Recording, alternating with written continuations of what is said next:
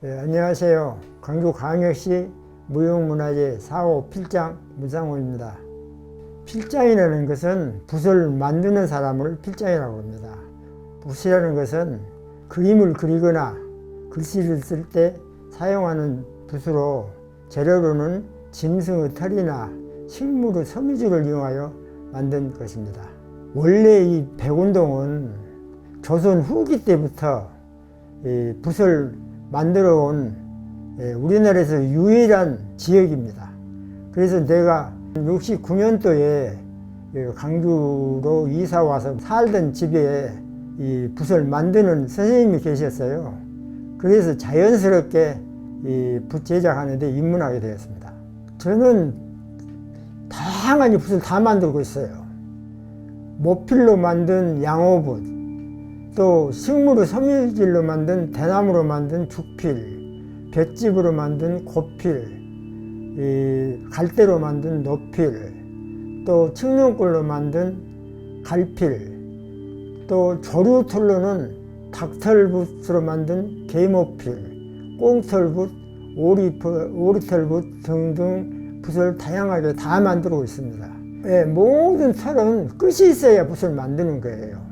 이런 죽필이나 이것은 아무 때나 해갖고 그 끝을 만들지만은 이런 털은 끝을 인위적으로 만들 수가 없는 거예요. 그대로 끝이 있어야 붓을 만들지, 끝이 없으면 붓을 만들 수가 없어요. 그리고 테모필 같은 경우도 자기 어머니 뱃속에서 자란 머리털이기 때문에 그 베넷머리라고 하고 테모필이라고 그러는 거예요. 그 붓은 이제 최초로 머리를 이발할 때 미장원에서 자를 때 그 붓으로 붓을 만드는 거예요. 붓은 첫째 욕심을 버려야 돼요. 욕심을 버리고 마음을 비우고 만들어야지. 이 붓을 만들어 갖고 돈을 받아서 뭘 어떻게 해서 그런 마음으로 만들면 제대로 좋은 작품이 안 나와요. 붓은 전통 아니면 만들 수가 없어요. 붓은 수작업 아니면 할 수가 없는 거예요. 나는 이 작업을 하면 그렇게 편하게 좋은 거예요. 그리고 이 노는 것도 하루 이틀이지 오히려 일하기보다 된 거예요. 우리는 일하면 그렇게 편안히 좋아요. 지금 이 모든 작품을 관리하고 잘 보관할 수 있는 기관이 있는데 기증을 하려고 좀 찾고 있는 중이거든요. 귀한 작품들이 나름대로 내가 참 연구하고 심의로 기운 작품들이기 때문에 이걸 한 곳에다가 내가 기증을 하려고 지금 찾고 있는 중이에요.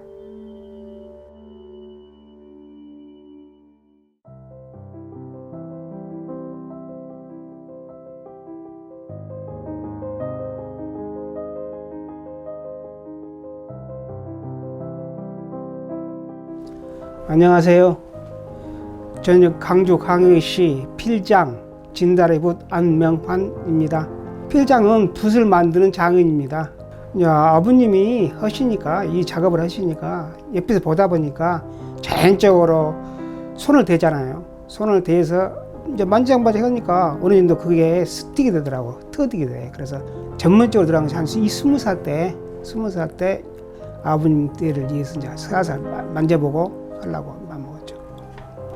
안시에 대부께서 퇴직하시고 지인교 필방으로 했어요. 필방 간판 이름은 상호를. 그럼 나도 뭐 하나 상호 하나 갖고 있어야 되겠다. 그래서 저희가 지인교를 교자를 다리로 진다리로 한글로 해서 진다리 붓 이렇게 뜻글을 냈어요. 첫째, 털을 잘 골라 선별을 잘해야 돼요. 12월에서 1월 사이에 갑자기 2달 만에 해야 돼. 왜냐면 날씨가 너무 더워지니까 동물들도 추우면 털이 긴데 이제 더우니까 안 길어. 그래서 그걸 그게 가지고 선별할 때에 수컷만 왜 좋냐면 털이 남 것보다 날카매. 그 발이 좋아. 첫째 발이 좋고. 그래서 수컷만 골라서 만들고, 또 두 번째는 기름.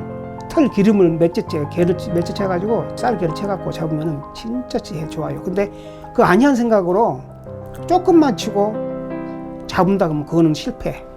난 털 기름기 안 빠지면은 먹을 묻혀 쓰면은 버거거니 먹이 안 묻혀. 이 붓이래 이렇게 쓰신 분들이 이렇게 나올 거예요. 그 다음에 모양 빼기. 모양을 빼는데 다 빼는데 한 가지 하나가 좀 서운해. 그럼 에이 이거 관계가 끝지. 천만의 말씀이에요. 그건 서브면서 분 대부분 알아. 서브면 그가 죽어 있어. 그러면 그가 힘이 없다든가 갈라지든가. 그러니까 꼭 다시 재벌을 해서라도 만들어야 되고. 그 다음에 물끝을 잡아야 돼요. 근다고 해서 많이 뽑으면 첨해져 버리고 이제 날카롭고. 그 다음에 안 빼면은 끝이 둔하고. 끝이 방어하다 보면 글씨가 안 나오잖아요. 그러니까 작당한 사람, 나만의 노하우 있잖아요. 다 전반에서 만들어서 빼면은 좋을 거예요. 진짜 내 목적은 다 이렇다 생각하지. 좋지. 왜냐면 누가 나를 이렇게 문화재 돼지 보고 이렇게 붓을 탁 쓰면은 역시 진달래 붓이다. 이게 할 때는 진짜 야 역시 내가 이 길을 잘 걸었구나. 난 다시 또 한번 붓 만들어. 다시 내가 또 다시 해도 이 길을 가고 싶어.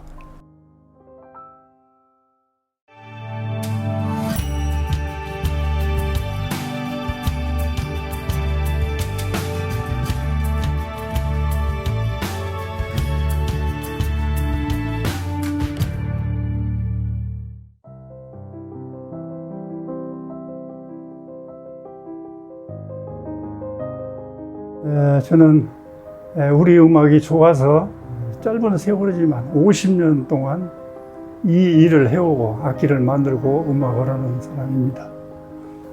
지금 사용 않는 이런 적이라도 그걸 보호하면서 후세에 이렇게 전해주는 그런 의무를 가진 사람을 악기장이라고 합니다. 악기 부분에서 미션 스쿨에서 브라스 밴드를 했고 또 서양 악기를 했고 서양 음악을 들으면서도 눈물을 흘릴 정도 감동하고 그렇게 되었었는데 그 가야금 소리를 듣고 우리 악기에 이렇게 매료돼서 한스러운 이런 적이 있을 때 우리 악기 소리를 듣고 여기서 내 한을 달래고 음악을 해왔죠. 사람은 누구나 다 어려운 시련이 있고 어려운 고난의 그런 과정이 있지만 그때 지금 생각하면은 그때 내가 그렇게 한스럽지 않았으면 우리 음악을 했을까.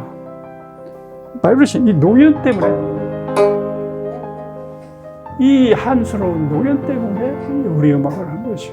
우리 은사님이 내가 아무리 좋은 악기를 만들어 갖고 가서 이렇게 앞에서 놔도 한번 딱 타보고 말씀 한마디 않고 쫙 밀어놓고 얘기를 안 해버려. 근데 나중에 이제 최고의 악기를 갖다 적였을 때 그렇게 좋아라고 하고 그렇게 했다도 그러고. 명인이라는 것은 내가 명인이 되는 게 아니라 남들이 이 악기를 보고 악기를 연주했을 때 감탄적인 아주 감동스러운 그런 악기를 만들어야 명인이 되는 거지. 나도 여러 가지로 지금도 부족하지만 감히 누가 나한테 문화재라고 얘기하면 죄송스럽고 그 아주 책임감을 더 느끼고 이렇게 일을 해. 그 악기를 가지고 연주하는 사람이 좋다는 이런 그 감정을 가질 것이다 하는 내 그 기쁨 속에서 일을 하지. 이 악기를 만들어서 이 악기에서는 무슨 소리가 나는가, 이 기대 속에 잠을 자면서도 그 생각만 하고 잡니다. 이 악기를 정성을 들여서 만들었을 때 내가 원하는 그 소리가 났을 때의 즐거움이라는 것은 빌딩을 줘도 그 비교가 안 돼요. 그때 그 생각을 한 것이 그렇게 깎았기 때문에 이 소리가 나는구나. 이랬을 때 내 스스로에 감사하고 이런 음악이었기 때문에 나는 그걸 지켜나가. 또 우리 후의 아들들한테도 명백히 그걸 지켜나가게끔 이렇게 저기를 하지. 지금도 안 놓고 죽을 때까지 이렇게 이어줘야 된다는 이런 생각은, 즐거움은 그 좋은 소리가 이 소리 하나 때문에 하나 때문에 일을 합니다.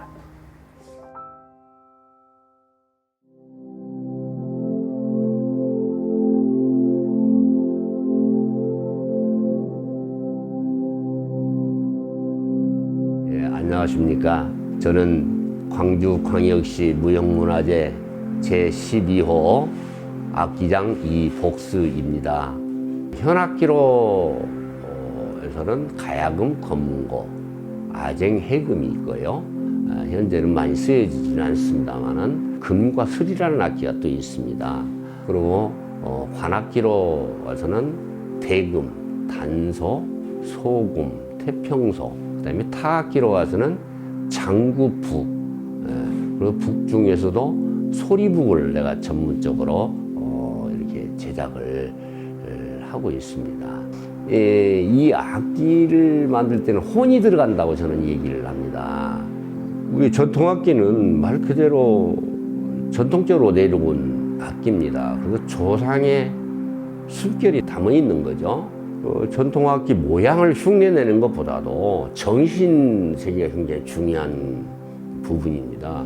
그 다음에 재료가 좋은 곳에서 자란 재료여야 되겠고, 그리고 건조와 숙성 과정을 정확히 하면서 이걸 그 다음에 제작 과정이 들어갔을 때 좋은 악기. 그래서 명금은 제작자와 연주자가 두 사람이 만드는 과정입니다. 내가 아무리 명금이라고 얘기해봐야 연주하시는 분이 그 좋은 소리를 못 냈을 경우에는 그 명금이 들 수가 없죠. 그런 마음을 항상 저는 가지고 제작을 합니다.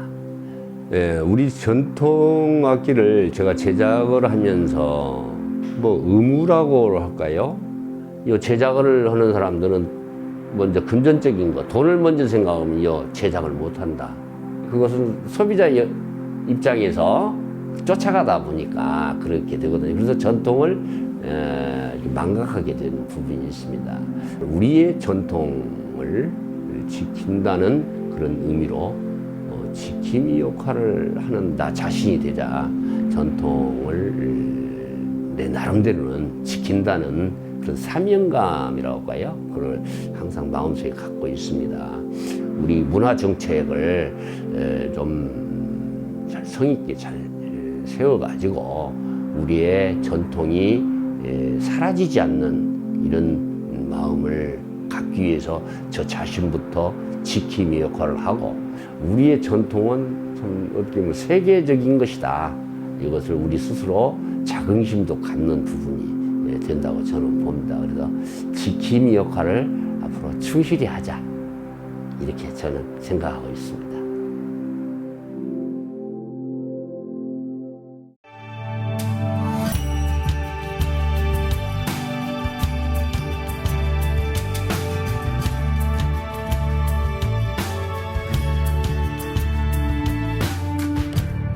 안녕하세요. 저는 화류소목장 무형문화재 기능보유자 조기종입니다. 소목장은 대목장과 대칭되는 말로서 건물 안에 아주 아름다운 목공예품을 만드는 장인을 소목장이라고 합니다. 그리고 저는 화류소목을 잘 다뤘으니까 그 민속학자들이 아호를 붙여주듯이 조기종이는 화류소목장이다 이렇게 부르는 것이 자연스럽게 이름이 되어버렸습니다. 이게 화류나물은 우리가 이제 이해하기 쉽게 쇠는 강하지만은 용접이라는 걸로 접합이 되고 돌은 접합이 안 됩니다. 화류는 그 까다로움을 두 가지를 다 포함하고 있어요. 용접도 안 되지 접합도 잘 안 돼요. 그래서 반드시 짜맞춤으로 해야 기물이 완성됩니다. 그러죠. 첫눈에 다 알 수 있어요. 나무를 오래 사용하면은 이 나무가 어떤 나무다, 이 나무가 판재만 봐도 이 나무가 어느 정도 수령을 갖고 있다, 이런 것은 감으로, 직감으로 다 알아낼 수가 있어요. 거의 들어맞아요.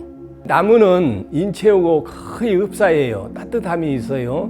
그리고 추운 겨우 얼음이 얼거나 이럴 때는 나무가 성장을 멈춥니다. 그것은 이제 땅에서 기운을 끌어올리지 않아요. 쉬고 있는 상태인데, 1000년짜리를 내가 사용을 해보면은 그 나무에 가지고 있는 따뜻함이 전달이 돼요.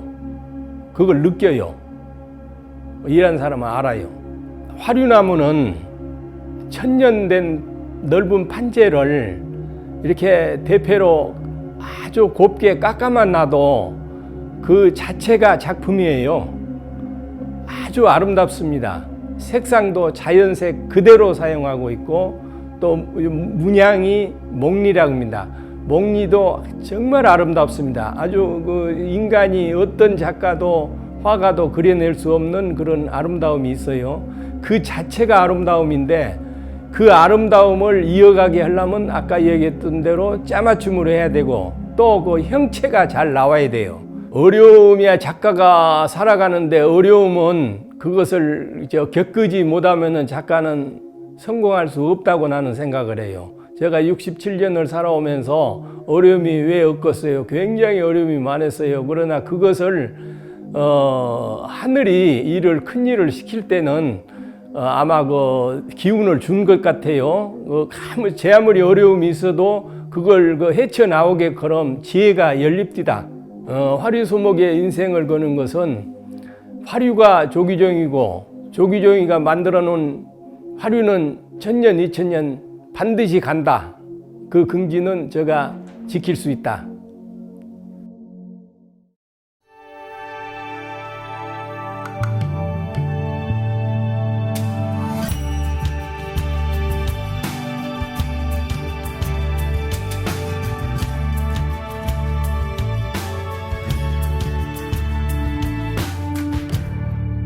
저는 남도 의뢰 음식장 제17호 최영자입니다. 의뢰 음식이라는 것은 사람이 태어나기 전에 이제 무사하게 태어나게 해주십시오 하고 삼신상을 태어나기 전에 상을 차리거든요. 그리고 이제 아기가 태어나면은 미역국 밥을 해서 또 차려놓고 산모를 먹여요. 그러고 나서는 이제 100일 되면 100일상, 1년 되면 돌상. 자, 그러고는 이제 결혼식 하면 이제 결혼식, 60대 옛날에는 61살 되면은 회갑상 그렇게 차리지요. 그리고 이제 돌아가시고 나면은 제사상. 그거까지 하는 게 의례 음식이라고 해요. 옛날에 임금님 시절에 우리 남도로 유배를 왔대요. 옛날에. 그래가지고 우리 남도가 그 음식이 발달이 되고 산에서 나는 재료, 들에서 나는 재료, 바다에서 나는 재료, 재료가 풍부해가지고 우리 남도 음식이 그렇게 발달됐다고 그 말도 있어요. 예. 우리 친정 아버지가 대장손이셨어요. 그래가지고 옛날에는 장손집으로 다 모이잖아요. 제사 해도 모이고 생일만 새도 모이고 그러면서 이제 옆에서 이제 보고 같이 배우는 게 그게 배우게 됐어요. 제가 음식을. 그 자연히 배웠지 어려서부터. 그래서 그러고 저러고 하다가 고모님이 먼저 음식장을 시문화제를 받으셨는데 이제 고모님이 이제 돌아가시고 나니까 시에서 그 뒤에를 이을 사람은 나밖에 없다. 그렇게 자동으로 됐어요, 문화재가. 보기 좋은 떡이 먹기도 좋다. 기왕지 음식을 하면은 보기 좋게 해라. 뭐 또 맛도 물론 있어야 하지만은 눈이 먼저 먹고 입이 두 번째로 먹는다. 대충 하면은 맛없어요. 정성이 들어가야 맛있지. 우리 요 전통 음식 없어지면 안 되잖아요.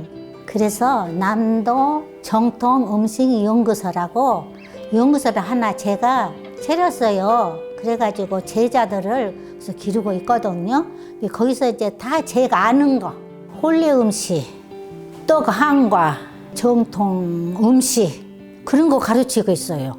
음식을 내가 맛있게 해서 대접을 하면은 상대방이 맛있게 먹어주면은 그거 같이 기분 좋은 게 없거든요. 그러니까 내 성의껏 해서 맛있게 대접하는 거. 먹고 나서 아이고 맛있게 먹었습니다 하면 그 말 듣기가 제일 좋아요. 안녕하세요. 무형문화재 제17호 의례음식장 이혜섭입니다.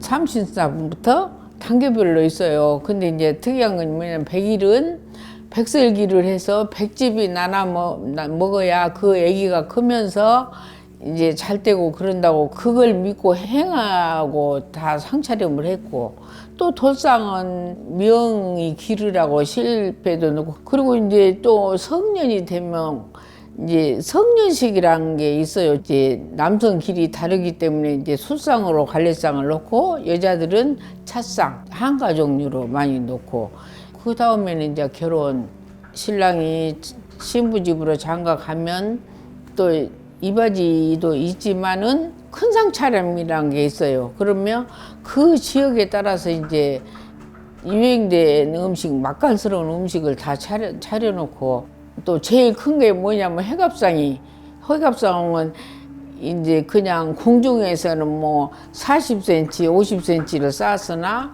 우리 이제 양반가에서는 그냥 30cm 이제 가진 의례적인 상을 차려서 이제 기념을 하고 그렇게 행해진 것이 의례 음식이라고 해요. 지금은 100세 시대잖아요. 그래서 이제 거의 요새는 육순잔치는 안 하고 칠순으로 많이 는 추세인데 그것이 좀 안타깝더라고.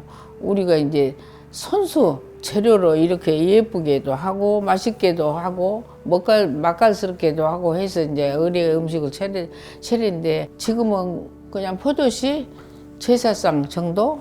내가 어디 다니면 이제 전대 같은 데나 문화관이나 가면 기초밖에 못 가르쳐요. 왜냐 한계가 있어요. 시간에 한계가 있어.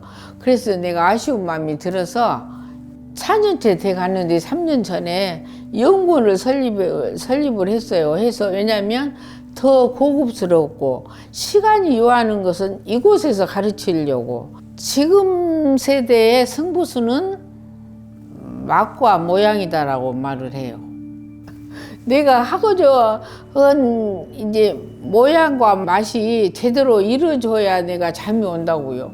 이렇게 이쁘게 하고 맛있게 하면 남들이 부러워하겠다, 부러워할 정도로 해야겠다 이런 마음으로 하죠.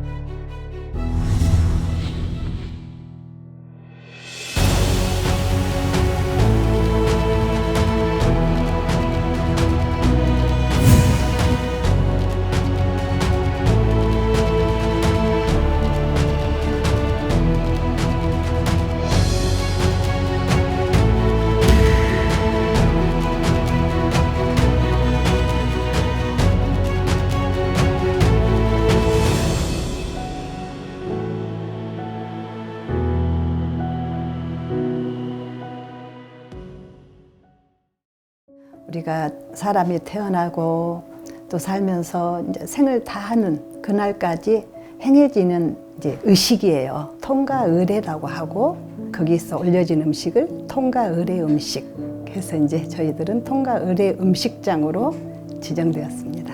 전국에서 남도 음식이라면 으뜸으로 치고 있잖아요. 이제 그 배경은 지정 이치가 주변에 뭐 담양이나 장성이나 한평, 무안 쭉 해서 이제 논밭이 굉장히 좋아서 이제 음식으로 쓰여질 있는 식재료가 너무 좋고 또 주변에 어떤가요? 바다가 가까워요.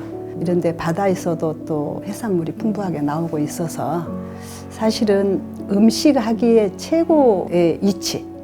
할아버지가 계셨고 또 사랑방이 이제 있었고 그래서 사랑방에 늘 손님이 오셨고 어쩌면 집에 떡이 떨어진 날, 술이 떨어진 날이 없었어요.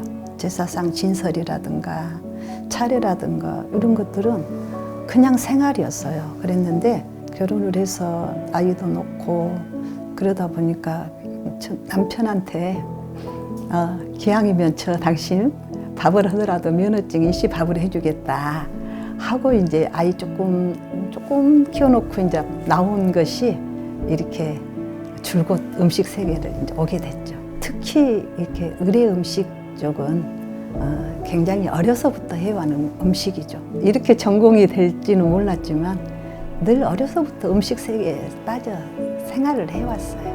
네. 지금은 음식을 가르치는 기관이 많은데 예전에는 그렇게 많지가 않았어요. 강주도. 그래서 이제 서울로 다니기 시작을 했는데 새벽에 나갔다가 어느 날은 달을 보고 내려오면서 새로운 것이 이제 배워지면 가슴이 꽉 차가지고 오고 또 항상 저는 그래요. 배우면 누군가에 또 전달이 돼야 된다라고 생각을 해요. 늘 여기저기서 이제 음식을 배웠던 거, 알고 있는 거, 그리고 어머니가 했던 것들을 레시피화 만들어가지고 또 전달하고. 항상 음식에 관한 일은 지침이 없다는 것을 느껴요. 지칠 줄 모르고. 그토록 재미있더라고요, 음식 일이. 항상 음식 일은 재밌고 또 식재료가 주는 기쁨이 굉장히 커요. 음식을 하기 위해서 이제 이렇게 재료를 준비해가지고 이렇게 딱 다듬어서 준비를 해놓으면 아우 그 자연 색이 식재료 색이 얼마나 예쁜지 어떤 정말 말로 표현할 수 없는 기쁨이죠. 늘 즐겁고 예, 음식과 함께 한다는 것은 항상 마음이 풍요고.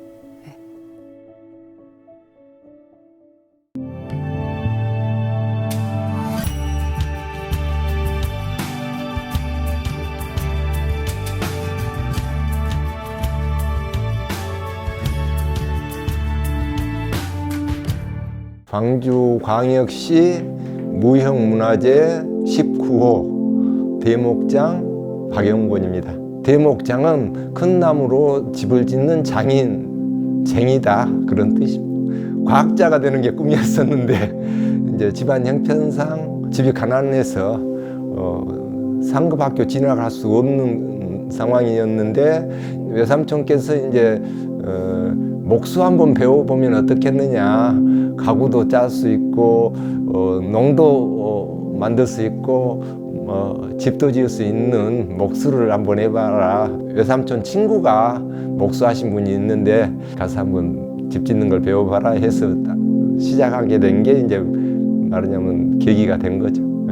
이게 이제 하다 보니까 건축공학이기도 하고 자연과학이기도 한 거예요. 자연을 알아야 집을 지으려면 지진에도 견뎌야 하고 비바람이나 풍우에도 견뎌야 되고 겨울에는 추우니까 따뜻한 집이 돼야 되고 여름에는 시원한 집이 돼야 되고 우리나라 같이 사계가 뚜렷한 온대 기후에서는 남향하는 집이 지어야 되기 때문에 집터가 또 첫째 중요하고 상당히 많은 것을 생각을 해야 됩니다.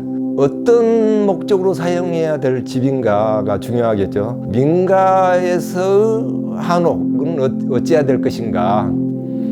말하자면 농사일을 하는 분의 집이라면 헛간도 있어야 되고 곡간도 있어야 되고 농사에 필요한 농기구도 들여놓는 것도 있어야 되고 관아 건물이라면 또 관아 건물에 대한 갖춰야 될 것. 사찰 건축은 종교 사상적인 의미라든가 이런 것을 토대로 설계가 잘 이루어져야죠. 그 환경과 집을 지어져야 하는 입지까지도 다 잘 고려해서 집터가 좋아야 되겠죠. 지난번보다 이 앞전에 지었던 보다 다음 집은 뭔가 하나라도 더 낫게 지어보려고 노력을 했죠. 부족한 것, 잘못된 것 하나하나 고쳐하는 수많은 지금도 그 하나하나 보완하고 보충하고 고쳐나가는 과정이라고 할 수가 있죠. 그게 이제 아마 오늘을 있게 한 시간들이었고 지금 현재의 경험을 바탕으로 또 다음이 더 나아질 거라고 확신하고 있습니다. 내가 하고 있는 일에 최선을 다해서 누군가의 후진들로 아마 표본이 됐으면 좋겠다는 생각을 하고 있습니다.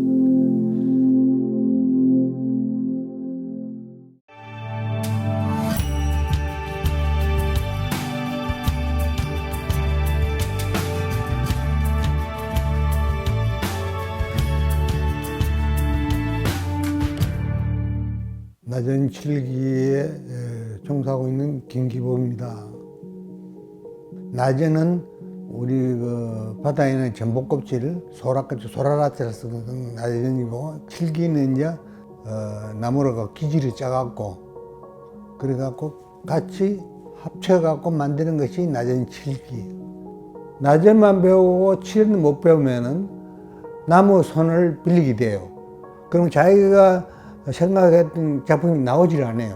자기가 다 할 줄 알아야 그 작품이 훌륭한 작품인데 이제 칠이나 나쟁이나 나무 손을 빌려갖고 그 하는 것은 그 제대로 나오질 않아요. 우리 나전실기가요, 그 일본 용어예요. 우리 한국에서 지금 하고 있는 나전실기가 제일 내가 싫어하는 게 그 용어예요. 그 일본 용어에서 우리가 만들어갖고 그냥 지어버려요. 이건 반죽이다. 이 밀가루 반죽 같이 이렇게 만드니까 이거는 반죽으로 말하고 뭐 주민들끼리 낚아먹기 왔어 뭐 이런 거 절대 쓰지 말라고 내가 하죠.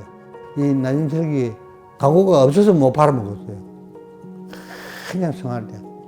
자, 장사들 잘했죠, 그때. 그래도 나는 절대 거기 눈을 안 떴어요. 그저 작품.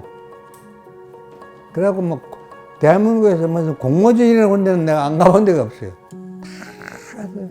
와, 이건 분명히 작품으로 성화시키도 괜찮다 하는 것을 내가 느꼈죠. 지금은 많이 길러져 버렸어요.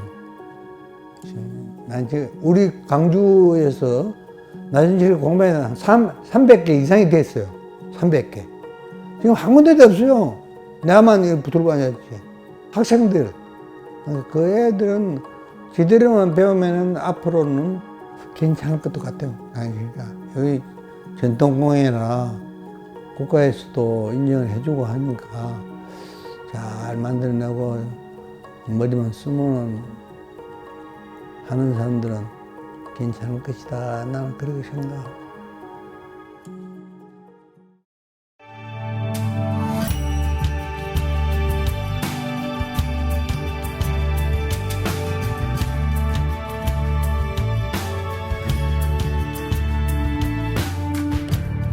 저는 불교 미술을 하고 있는 탱화장 송광무 장봉입니다. 불화는 종교 미술입니다. 불교 미술인데요. 불교 미술에는 세 가지 유형이 있는데, 하나는 예배를 대상으로 하는 작품이 있는가 하면 전각이나 절을 장엄하는 단청 종류가 있고, 불상을 만들어서 예배의 대상으로 삼는 불상 조각이 있습니다. 저희 아버님이 스님이셨고 또 이 불화를 하시는 분이셨기 때문에 어렸을 때부터 자연스럽게 그게 몸에 이렇게 익숙해져서 지금까지도 계속 그 불화 작업을 하게 됐습니다. 저는 이제 저희 아버님이 그림 그리는 모습을 어렸을 때부터 보면서 느꼈던 게 뭐냐면, 굉장히 강력한 색채를 통해서 나타나고 있는 여러 가지 인물 군상들이 굉장히 두렵고 무서웠어요, 말하자면. 그게 처음 어렸을 때 봤을 때 그 불화에 대한 느낌이었는데, 나는 불화를 하겠다는 게 아니라 그림을 그리게 된다면 좀 더 현대적인 어떤 느낌이 날 수 있는 그런 그림을 그려야지라는 생각을 그때 처음 갖게 됐었죠, 말하자면. 근데 이제 지금 와서 이렇게 그리다 보니까 그게 종교 미술이었기 때문에 그렇게 될 수밖에 없었고, 또 고유의 틀이 있기 때문에 일반 미술처럼 되는 게 아니라는 걸 이제 잘 알게 됐죠. 이제 그 제 마음 속에 있는 어떤 그 느낌들을 표현하는 데 있어서 그 틀 안에서, 그 범주 안에서 모든 것들을 담아내려고 노력을 많이 했죠. 내가 어떤 생각을 갖느냐에 따라서 그 모습이 그대로 그 내 생각이 부처님 얼굴에 투영이 되고 반영이 되기 때문에 탈속한 어떤 분위기를 만들기 위해서는 그 수행이라는 게 참 필요하구나 라는 것들을 많이 느끼게 됐습니다. 끊임없이 계속 또 다음 작품에는 같은 내용이라도 또 좀 더 그 범주 안에서 새롭게 또 다른 것들을 첨가하고, 또 색깔도 이렇게 또 좀 더 다양하게 또 바꿔보고, 그러면서 끊임없이 계속 매 작품 하는 순간순간마다 그렇게 새롭게 거듭나려고 노력을 하지요. 그것이 제가 추구하는 작품에 대한 자세인 것 같아요.